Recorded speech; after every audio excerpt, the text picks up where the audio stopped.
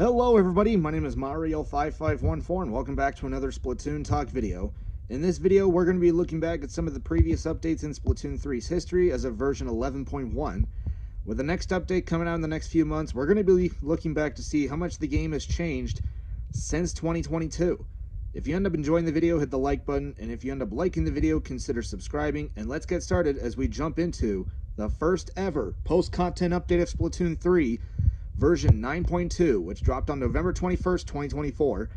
And this is an update that came out after the Grand Festival came to a close, and we've now approached the post-content update cycle, since the normal update cycle officially ended at that point, after the Grand Festival ended. But yeah, however, after 9.1 came out, the devs confirmed that another update was coming soon, but it would be focused on long-term analysis of multiplayer data. So this was the first update to focus on this. And there's a lot to talk about here, and it's a very good update, like we've had with 8.1. And here's the notes that the devs have left us here. This update focuses on making it possible to use certain amiibo features even when not connected to the internet, as well as adjusting the balance of battles. We adjusted the specifications for Splattershot and Splattershot Pro with the intent of expanding the range of situations these main weapons can handle. Additionally, these weapons have specifications that form the benchmark for various other weapons. By improving these, we also intend to make room for further improvement of specifications for weapons with similar distance specializations as these weapons and for future balance changes. I wonder what they're talking about there. For other main weapons, we have made changes that bring out their strengths and make them easier to use for players who regularly use them. For fizzy bombs, while the efficiency of the strategy of continuously throwing fizzy bombs from afar will decrease, by making it easier to focus damage where aimed and create an ink path, we have made it easier to support moving to the front lines. Yeah, you're going to see what they did to fizzy bombs here. For torpedoes, by giving them more time to shoot them down, we have made it easier for players that are thrown at to handle them. Also, by making them easier to throw them when aiming at enemies' sides or backs, we have improved their usability for the players who use them. For the auto bomb, we have made changes to make it easier to take advantage of their trait of revealing enemies swimming in ink. With the angle shooter, we made changes to make it easier to take advantage of its trait of affecting more distant enemies than other sub-weapons. For the Booyah Bomb, we have made changes to make it easier to take advantage of its properties even in fast-paced battles between experienced players. The next update will focus on changes to the balance of battles based on long-term analysis of battle data. Nintendo. Alright, with that being said, and with the confirmation being shown here, what you're going to be seeing is that in the post-content update cycle, which would start in 9.2, going into the later updates, the updates will now come out every 3 months. Instead of like every month and a half, it's now going to be every 3 months that a new update will come out. So yeah, it's at that point that the update cycle is going to start slowing down here. Let's get started here with the changes. Changes to Amiibo. Enabled a feature that allows players to remember the Grand Festival even when not connected to the internet by tapping the following characters' Amiibo figures at the Amiibo box in the plaza. Basically, the Squid Sisters, Off the Hook, and the Deep Cut Amiibos allow you to remember the Grand Festival, which is nice here. Even after the Grand Festival ended, it is nice for people to, remember the times that were actually good. And now we jump into the patch notes. Splattershot. Increased the speed of shots by approximately 3% and extended the flight distance. So what this means is that Splattershot will have 3% faster shot speed and will have 3% longer range. And from what I've heard, what Splattershot players are doing, primarily the regular model, is that they were running 3 mains of special charge up and spamming the ever-loving crap out of Trizuka. At this time, Shot already got 2 points for special nerfs, Zuka already got multiple nerfs, so they're trying to go the buff route with Splattershot instead. So basically these changes are to make Splattershot more of a competitive weapon and to try to compete with Splash, which I think is nice here. This will also help 10 Attack Splattershot compete with Neo Splash, which is at this time the best support weapon in the game. However, to compensate for the increase in range, Splattershot also got some RNG buffs, to compensate for the increase in range, which is something that they did for 96 Gal back in Splatoon 2. So it is nice that they're looking at Splattershot and making it more competitive, and it's the first time since 4.1 that Splattershot has been given a buff. So it is nice that Shot is getting this kind of a buff here, making it more competitive without being a special spammer. Splattershot Pro. Reduce the scatter of shots while on the ground by approximately 7%. Like with Splattershot, this is the first time since 4.1 that Splattershot Pro has been given a buff, but this one is like an almost nothing buff. Its ground RNG was reduced from 2.7 degrees to 2.5 degrees, which is nice. At least it's better than nothing, but it's not as big as the 8% paint buff we got in 4.1. But still, it's better than nothing. We'll take it. Luna Blaster. Increase the radius of the damaging explosion area by approximately 6%. Yeah, remember the 6% blast radius nerf we gave to Range Blaster? Yeah, they did the opposite for Luna Blaster. So its blast radius will go from 3.57 units to 3.8 units.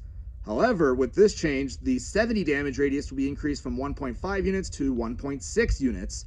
So this will basically be a follow-up from what it got in 3.1, when its 70 damage radius was made 50% larger.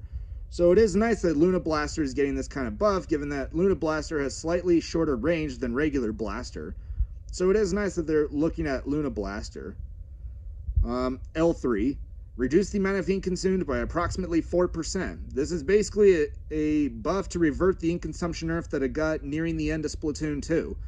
So its ink consumption was originally 1.15%. This will reduce it down to 1.1%. So this is like not the kind of buff L3 needed, but it's still a good buff. We'll take it.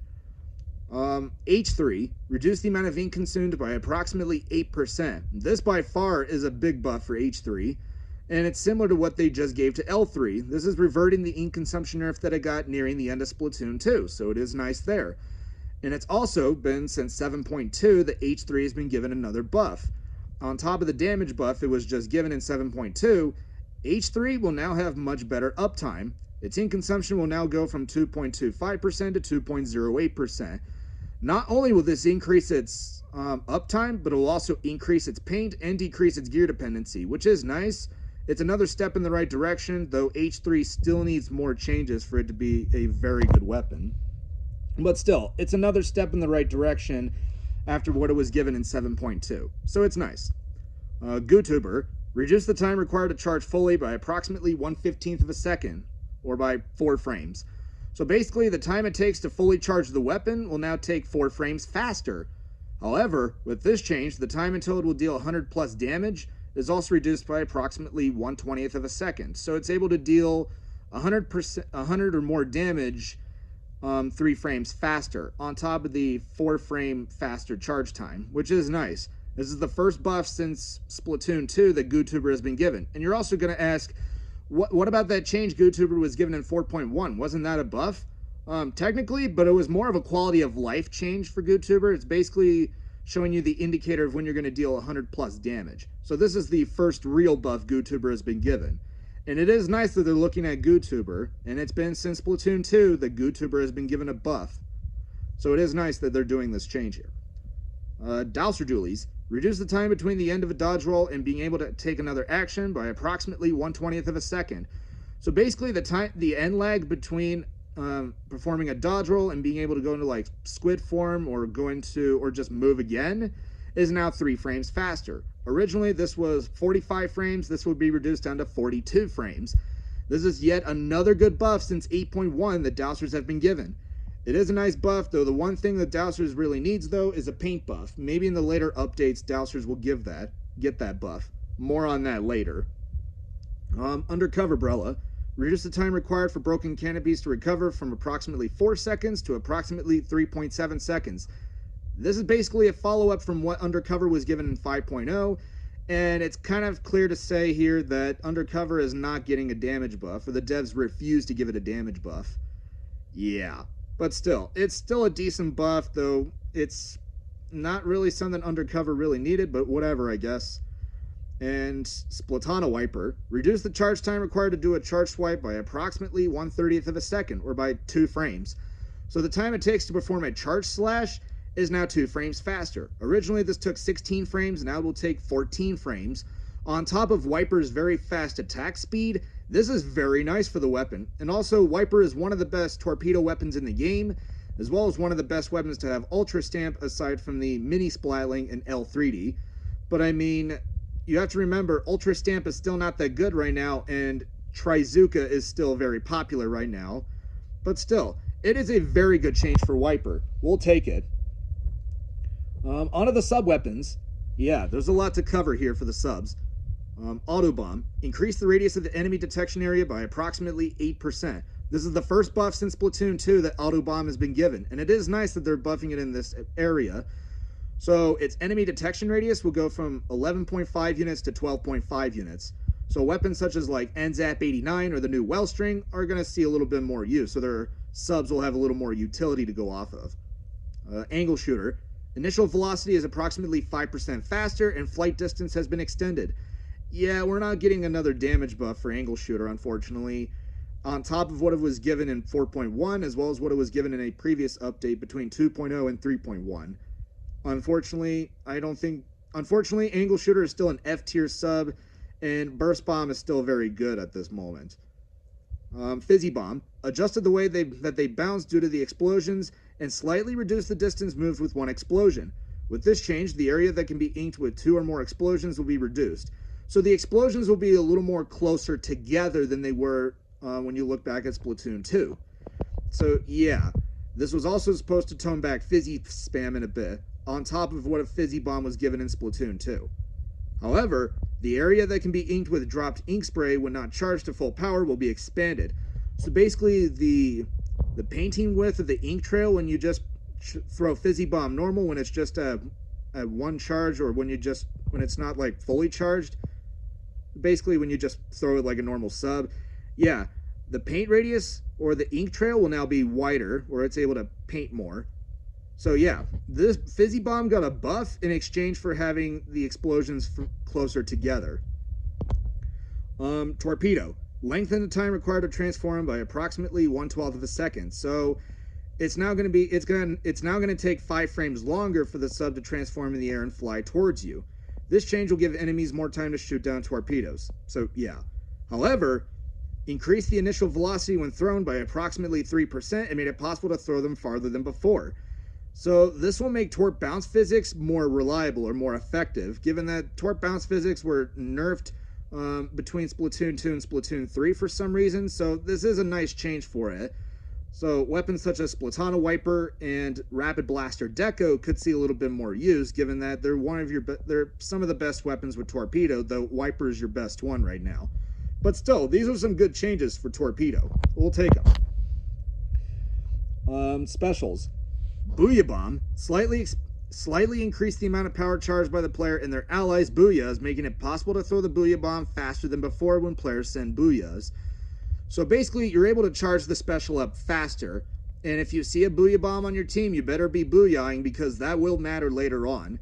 And yeah, like we see currently, it is a very impactful change for Booyah Bomb. However, it was also given another change, or 2 more changes. Increase the radius of the explosion area by approximately 5%. So originally, its explosion radius was 12 units. This was now 12.6 units. So yeah, Booyah Bomb is now 5% larger. So weapons such as Forge Pro, S-Blast 91, Glue Gadoolies, Sloshing Machine, or any other Booyah Bomb weapons, they're going to start seeing a little bit more use. Though your current ones that are being used are S-Blast 91 and Forge Pro. And on top of that, increase the damage dealt to big bubblers by approximately 33%. So this basically opens the door for Booyah Bomb to be another counter against Big Bubbler besides Triple Ink Strike. So yeah, Booyah Bomb is now another option that could just shred through Big Bubbler like it's made of tinfoil, or make it easier to where it's just it's not going to last as long after the Booyah Bomb lands on Big Bubbler. And so yeah, that is a nice thing here. And points for special changes are pretty brief, only 2 of them.